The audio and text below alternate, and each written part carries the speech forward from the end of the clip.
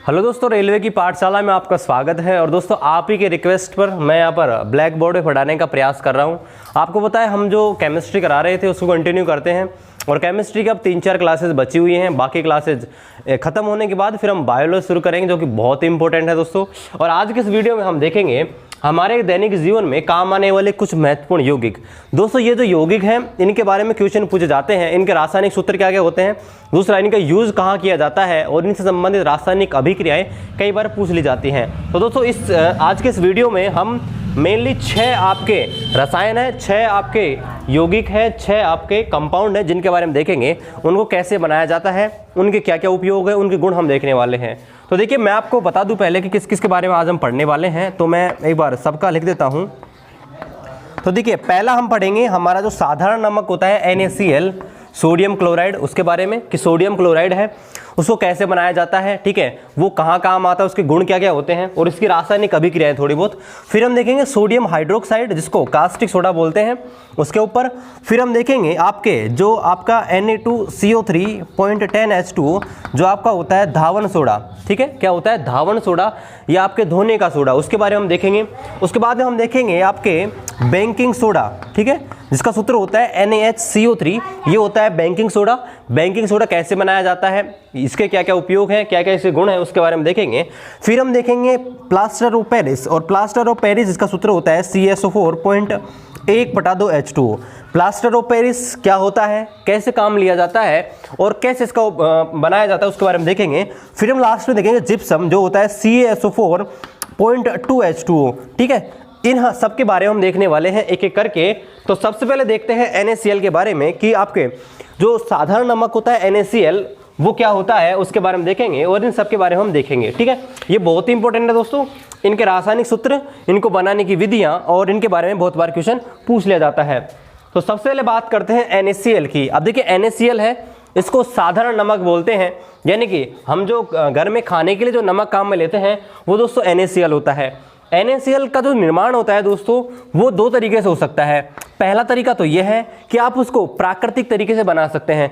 देखिए, प्राकृतिक तरीके से बनाने के लिए आपको पता है हमारे देश में सांभर झील फेमस है, यानी कि सांभर झील के पानी को है वो अलग अलग जैसे एक तरीके से क्यारियों में भर लिया जाता है और वहाँ पर वाष्पीकरण के माध्यम से जो पानी होता है दोस्तों वो वहाँ से निकल जाता है और जो नमक है वो ठोस पदार्थ के रूप में उन क्यारियों में इकट्ठा हो जाता है। तो ये एक तरीका है जिसको बोलते हैं प्राकृतिक तरीका। और दूसरा, अगर हम कृत्रिम विधियों से प्रयोगशाला में बनाना चाहें तो दोस्तों उसका तरीका है कि आप किसी प्रबल अम्ल की अभिक्रिया, किसी भी प्रबल अम्ल की अभिक्रिया किसी प्रबल क्षार से करवा देंगे, प्रबल क्षार से, यानी कि स्ट्रॉन्ग एसिड और स्ट्रॉन्ग बेस जब आपस में रिएक्शन करते हैं तो आपके NaCl का निर्माण होता है। जैसे मैं आपके सामने एक रिएक्शन है वो आपके करवा के दिखा देता हूं कि NaCl हो कैसे बनता है।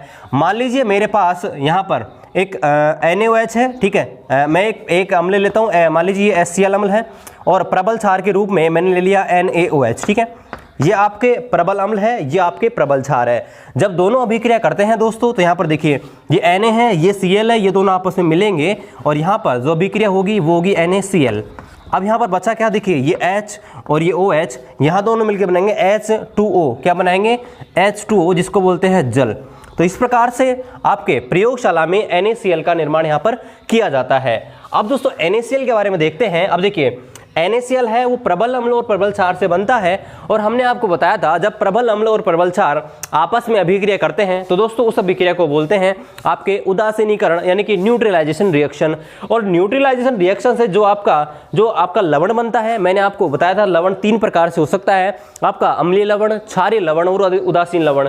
तो ये आपके उदासीन लवण होता है, यानी कि NaCl के बारे में अगर आपसे पूछे कि इसका pH वैल्यू कितनी होती है तो आपको बताना इसकी pH वैल्यू 7 होती है। और जिसकी भी pH वैल्यू 207 होती है आपको ध्यान रखना है वो आपके लवण क्या होता है, उदासीन। क्या होता है, उदासीन, यानी कि न्यूट्रल। तो आपको ध्यान रखना है NaCl है वो आपके उदासीन होता है, pH वैल्यू इसकी 7 होती है, ठीक है। और आपके इस प्रकार से प्रबल अम्ल और प्रबल क्षार की अभिक्रिया से आपके NaCl का निर्माण किया जाता है। अब दोस्तों एक चीज और है कि जब प्राकृतिक रूप से जब हम NaCl का निर्माण करते हैं, यानी कि जब नमक हम यहाँ पर प्राकृतिक तरीके से बनाते हैं सांभर के पानी को इकट्ठा करके, तो दोस्तों वहाँ पर एक समस्या आती है कि यहाँ पर जो नमक है उसमें बहुत सारी अशुद्धियाँ होती हैं। तो कई बार क्वेश्चन पूछ लिया जाता है कि जो नमक होता है उसमें अशुद्धि क्या क्या होती है। तो आपको ध्यान रखना है मेनली जो अशुद्धि होती है वो MgCl2 की होती है। किसकी होती है? मैग्नीशियम क्लोराइड, इसकी आपकी अशुद्धि होती है। इसके अलावा CaCl2 इसकी भी अशुद्धि होती है।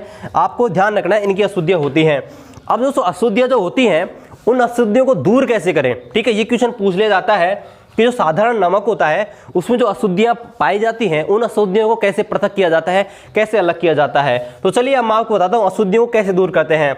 अब दोस्तों NaCl है, उसमें अशुद्धियों को दूर करने के लिए क्या करते हैं, जो आपका नमक है उसको बड़ी बड़ी टंकियों में भर लेते हैं। क्या करते हैं?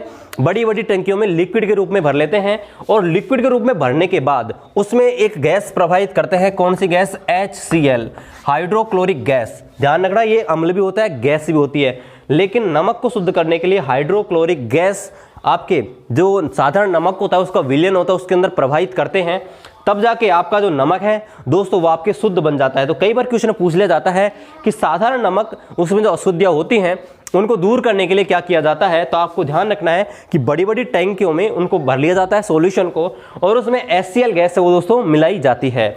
अब चलिए हम NaCl के बारे में इसके जो गुण हैं उनको देख लेते हैं। इससे पहले मैं इसको एक बार हटा देता हूँ और फिर हम देखते हैं NaCl है वो दोस्तों उसके क्या क्या गुण होते हैं, यानी कि कैसे पहचान करेंगे कि ये आपके NaCl ही है।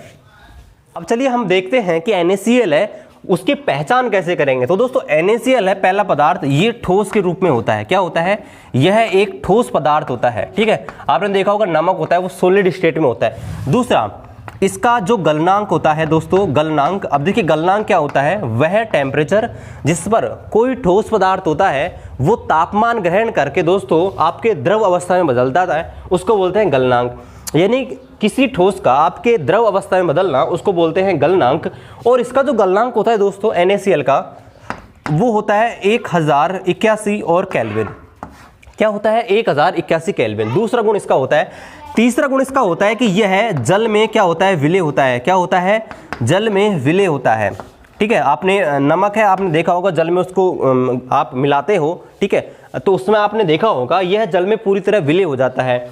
और चौथा इसकी जो पहचान है वो ये है कि यह अपने आयनों में पूर्णतः क्या हो जाता है? विभाजित हो जाता है। क्या हो जाता है?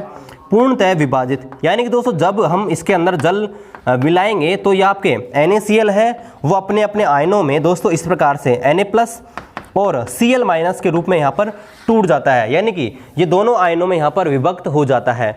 अब चलिए देखते हैं इसका उपयोग कहाँ कहाँ होता है। तो चलिए मैं इसको हटा देता हूँ।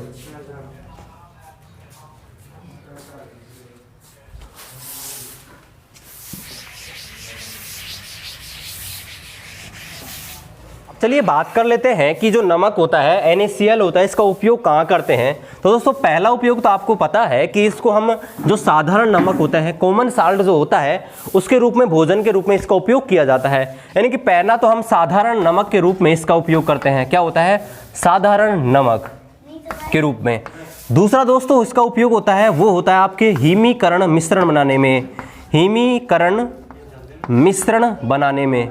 अब देखिए हिमीकरण मिश्रण होता क्या है दोस्तों, आपने कभी भी बर्फ या कुल्फी तो खाई होगी, तो आपने देखा होगा बर्फ और कुल्फी होती है उसके आगे वाले हिस्से पर करता क्या है, जो बर्फ बेचने वाला होता है वो करता क्या है, ऐसे बॉक्स जो होता है उसमें आपके जगह जगह कुल्फी ऐसे लगी होती हैं और आपने देखा होगा यहाँ पर जो कुल्फियाँ लगी रहती है उनके ऊपर यहाँ बाहर की ओर वो क्या करता है, नमक की लेप कर देता है, नमक लगा होता है। अब दूसरे नमक करता क्या है, बेसिकली ये नमक है ना उस जो आपके जो कुल्फी होती है उसको जमाने में हेल्प करता है कि जल्दी वो ठंडी हो जाए, और आपका जो नमक है वो उसको आपको पिघलने से रोकता भी है। तो यानी कि हिमीकरण मिश्रण बनाने में, यानी बर्फ के समान आपके विलयन बनाने में आपका नमक है उसका उपयोग होता है। आप कभी भी जो बेचने वाला होता है, बर्फ बेचने वाला, उसको चेक करके देखना कि आगे से वो कुल्फी निकाल के काट के और फिर आपको देता है। यानी कि अगर आप उसको चेक करोगे ना आगे वाले भाग को, तो उसमें आपको नमक मिलेगा, ठीक है, आप उसको चेक कर सकते हैं। तो हिमीकरण मिश्रण बनाने में इसका उपयोग होता है। इसके अलावा दोस्तों यहाँ पर इसका एक उपयोग होता है कि आपके बहुत सारे अन्य आपके कार्बनिक यौगिक बनाने में, जैसे कि NaOH, ठीक है, NaOH, आपके ब्लीचिंग पाउडर CaOCO3, वो CaOCl2, इसके बाद आपके NaHCO3 इसको बेकिंग सोडा बोलते हैं इसको बनाने में, इसके अलावा Na2CO3 जिसको आपके Na2CO3, तो ये सारे आपके इनको बनाने में भी आपका साधारण नमक दोस्तों इसका उपयोग किया जाता है।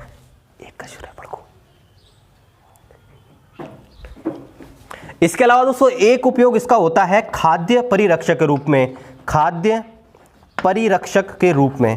अब दोस्तों खाद्य परिरक्षक होते क्या है?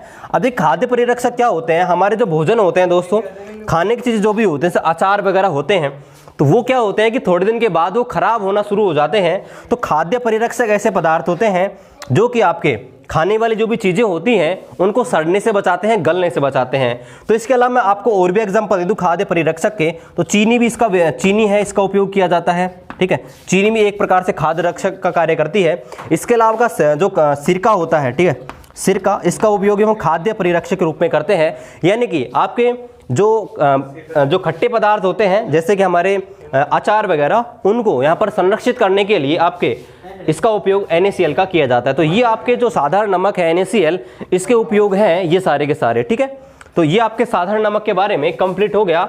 अब इसके बाद देखते हैं हम जो आपका कास्टिक सोडा है NaOH, उसके बारे में। तो चलिए इसको आप नोट करना चाहते नोट कर सकते हैं, फिर हम अगला देखते हैं।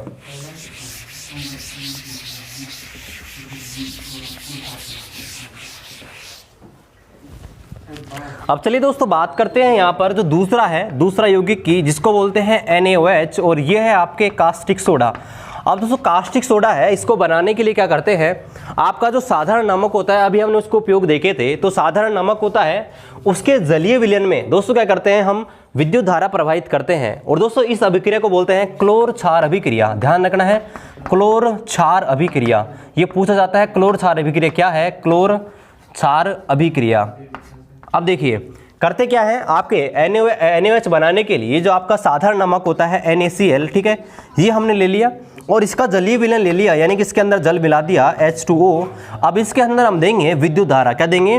विद्युत धारा इसके विलयन में। तो होगा क्या दोस्तों, जब हम विद्युत धारा देते हैं तो यहाँ पर इसके टुकड़े होते हैं, इसके टुकड़े होते हैं दोस्तों, यहाँ पर देखिए ये बनता है, एक तो बनेगा NaOH, ठीक है, इसके अलावा बनेगा H2 और इसके अलावा बनेगा यहाँ पर Cl2। ठीक है, ये अभिक्रिया यहाँ पर होती है NaCl के जलीय विलयन में। जब हम विद्युत धारा प्रवाहित करते हैं तो दोस्तों यहाँ पर ये होता है सोडियम हाइड्रोक्साइड, इसको बोलते हैं कास्टिक सोडा।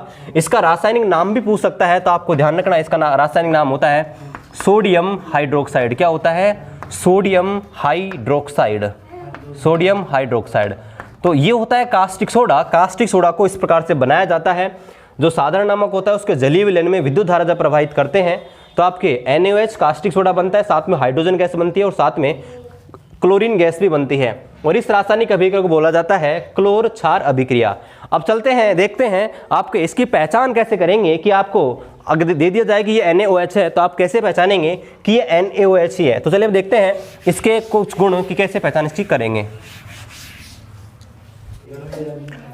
चलिए अब हम देखते हैं इसके कि पहचान कैसे करेंगे। तो पहला कि यह इसका पहला गुण होता है कि यह आपके एक श्वेत चिकना पदार्थ होता है। क्या होता है? श्वेत चिकना पदार्थ होता है, यानी कि जब आप इसको हाथ में लोगे तो हाथ से फिसलेगा। जैसे सीमेंट होता है, सीमेंट को जब हाथ में लेते हैं तो फिसलता है, तो इसी प्रकार से अगर आपको कास्टिक सोडा दे देंगे तो अगर आप उसका हाथ लगाओगे तो हाथों से फिसलेगा। यानी कि इसकी जो प्रकृति होती है, पहला वो होता है श्वेत चिकना। दूसरा इसका जो गलनांक होता है दोस्तों वो होता है 591 केल्विन। क्या होता है?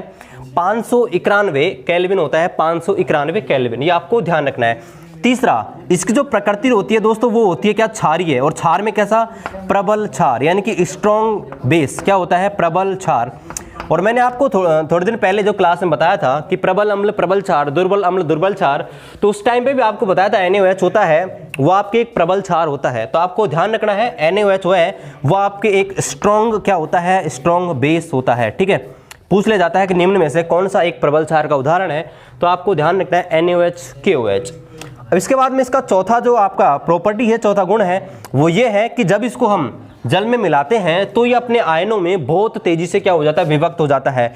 यानी कि दोस्तों NaOH है वो अपने आयनों में Na+ और OH- के रूप में तुरंत ही विघटित हो जाता है। और परिभाषा में मैंने आपको यही बताया था प्रबल क्षार की, कि ऐसे क्षार जो कि अपने आयनों में तुरंत ही विघटित हो जाते हैं उनको बोला जाता है आपके क्या बोलते हैं? प्रबल क्षार। तो ये आपके हैं NaOH, इसको ये आपके गुण हैं। अब चलिए देखते हैं इसका उपयोग है वो दोस्तों हम कहाँ करते हैं।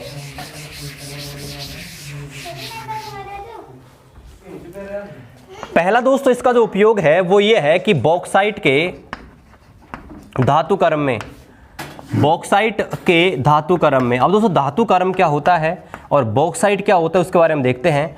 तो देखिए दोस्तों, धातु कर्म क्या होता है, किसी भी अशुद्ध धातु से आपके शुद्ध धातु प्राप्त करना धातु कर्म कहलाता है। और बॉक्साइट जो होता है वो दोस्तों होता है Al2O3, यानी कि एल्यूमिनियम का जो ऑक्साइड होता है उसे बॉक्साइट कहते हैं। अब दोस्तों बॉक्साइट से आपके एल्यूमिनियम जो प्राप्त करते हैं उस विधि को बोलते हैं धातु कर्म विधि, और इसमें आपके NaOH का उपयोग किया जाता है, यह आपको ध्यान रखना है। दूसरा जो इसका उपयोग है वो आपके उपयोग है अन्य आपके जो रसायन है उनको बनाने में, अन्य आपके जो भी बहुत सारे आपके यौगिक होते हैं उनको बनाने में इसका उपयोग होता है। हम आगे देखेंगे बहुत जल्दी, जब हम अगले देखेंगे उनमें देखेंगे कि यौगिक बनाने में इसका उपयोग कैसे कैसे होता है। तीसरा दोस्तों इसका उपयोग है वो है अभिकारक के रूप में, अभिकर्मक के रूप में, अभिकर्मक के रूप में। अभी अभिकर्मक क्या होते हैं? अभिकर्मक ऐसे पदार्थ होते हैं जो किसी रासायनिक अभिक्रिया में यह बताते हैं कि यह अभिक्रिया आगे संपन्न होगी या नहीं, यानी किसी अभिक्रिया की पूर्णता की जानकारी आपके अभिकर्मक देते हैं कि कोई भी रासायनिक अभिक्रिया संपन्न हो रही है या नहीं, उसकी जानकारी देने वाले पदार्थ अभिकर्मक कहलाते हैं। दोस्तों NaOH है वो आपके एक अभिकर्मक का भी कार्य करता है। इसके अलावा दोस्तों इसका एक उपयोग है वो है पेट्रोलियम के शोधन में। क्या? पेट्रोलियम के शोधन में, यानी कि पेट्रोलियम शुद्ध मात्रा में प्राप्त करने में। दोस्तों पेट्रोलियम होता है, आपको पता है कच्चा तेल होता है, तो उसमें पेट्रोलियम में बहुत सारे आपके अवयव होते हैं, जैसे कि डीजल होता है, केरोसिन होता है, पेट्रोल होता है, उसके अलावा प्राकृतिक गैसें होती हैं, बहुत सारी चीज़ें होती है, तो इन सबको पेट्रोलियम बोला जाता है। और पेट्रोलियम से आपका शुद्ध मात्रा में कोई भी चीज़ प्राप्त करना उसको बोलते हैं शोधन। तो ये सारे आपके NaOH के उपयोग हैं, सोडियम हाइड्रोक्साइड के उपयोग हैं, चारों के चारों, तो कोई सा भी आपके पूछा जा सकता है। ठीक है, अब चलिए हम अगला देखते हैं। यहाँ पर हमने सोडियम हाइड्रोक्साइड है इसको भी कंप्लीट है वो कर लिया है।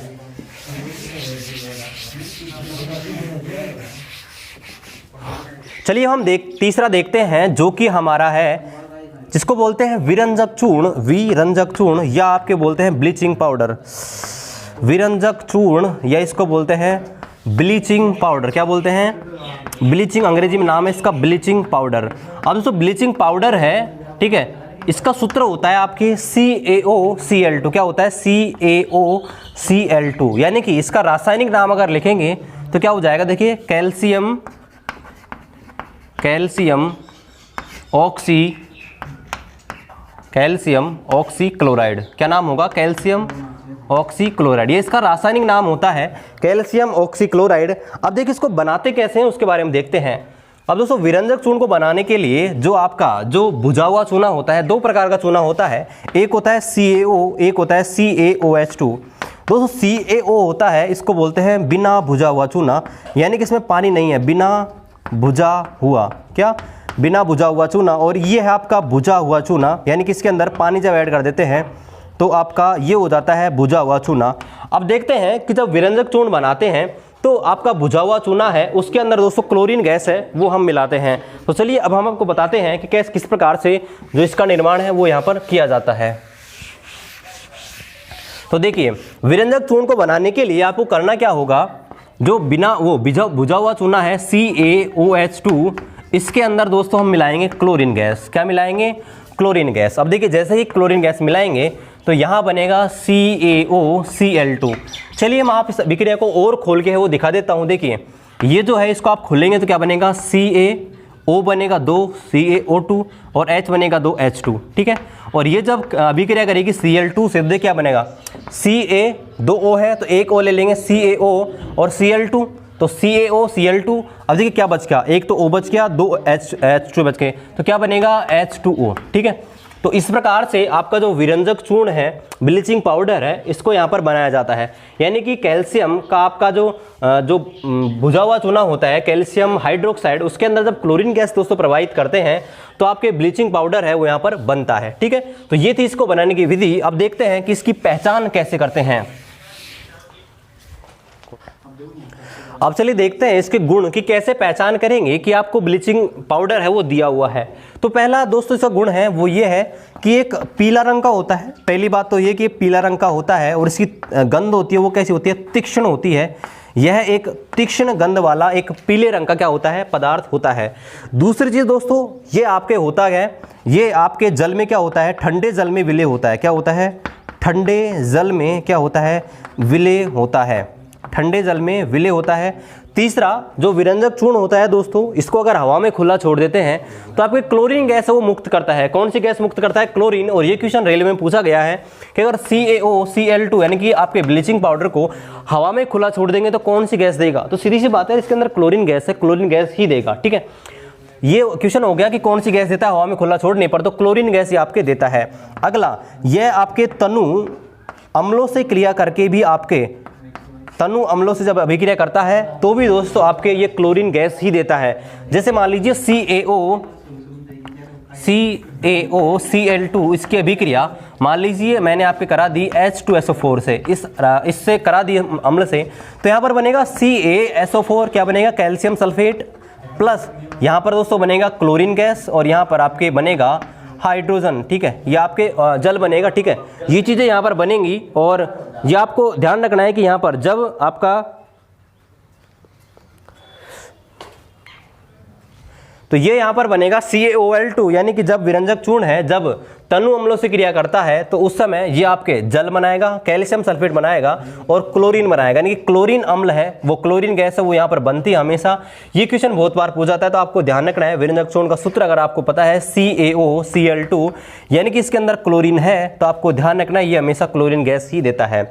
अब चलिए इसका एक विशेष गुण होता है उसको हम देख लेते हैं। जो आपका ब्लीचिंग पाउडर है इसका एक विशेष गुण होता है उसको हम देख लेते हैं। वो विशेष गुण ये होता है कि दोस्तों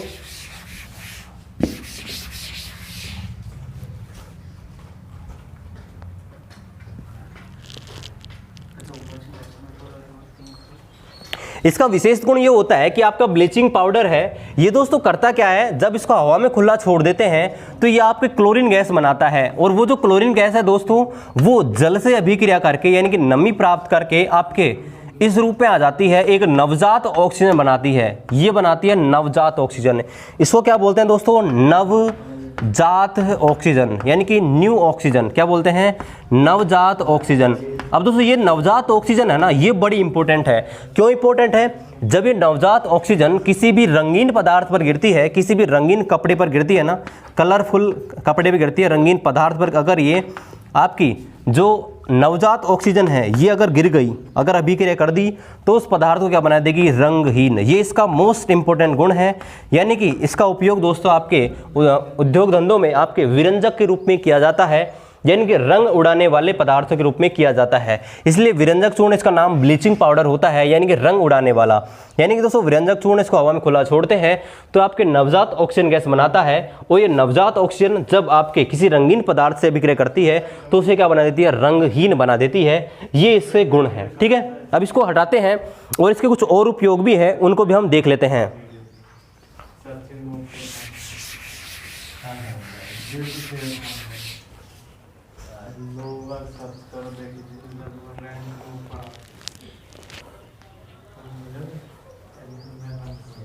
चलिए अब इसको उपयोग देते हैं। पहला उपयोग तो अभी हमने देखा था कि वस्त्र उद्योग में। ठीक है, तो देखिए एक तो वस्त्र उद्योग, इसके अलावा आपके कागज उद्योग होता है दोस्तों, इसमें आपके विरंजक के रूप में यानी कि रंग उड़ाने के रूप में इसका उपयोग किया जाता है, विरंजक के रूप में। दूसरा दोस्तों इसका उपयोग किया जाता है रोगाणुनाशक के रूप में। क्या?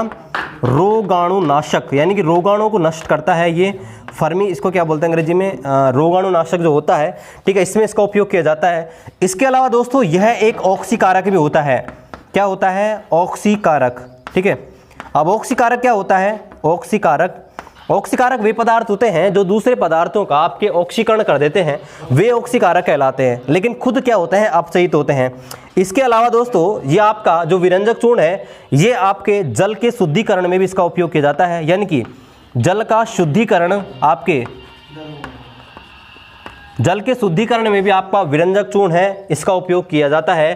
तो ये सारी चीज़ें आपको ध्यान रखनी है, बहुत बार इनके ऊपर क्वेश्चन पूछ ले जाते हैं कि विरंजक चूर्ण का निम्न में से क्या उपयोग नहीं है। 3 ऑप्शन आपके सामने डाल देता है और फिर आपसे पूछता है कि इनमें से कौन सा उपयोग इसका है और कौन सा उपयोग इसका नहीं है। तो दोस्तों आज के इस वीडियो में हम इतने ही रखेंगे, क्योंकि हमने 3 आज देख लिए हैं और 3 जो बाकी बचे हुए लवण हैं, यौगिक हैं, वो हम कल देखेंगे, क्योंकि दोस्तों वीडियो है बड़ा लंबा हो जाता है, तो इसमें हम कल देखेंगे जो बची हुई हैं वो। तो आशा करते हैं कि आज का जो वीडियो है आपको अच्छा लगेगा और फिर मिलते हैं आपसे अगली क्लास में। तब तक जय हिंद, जय भारत।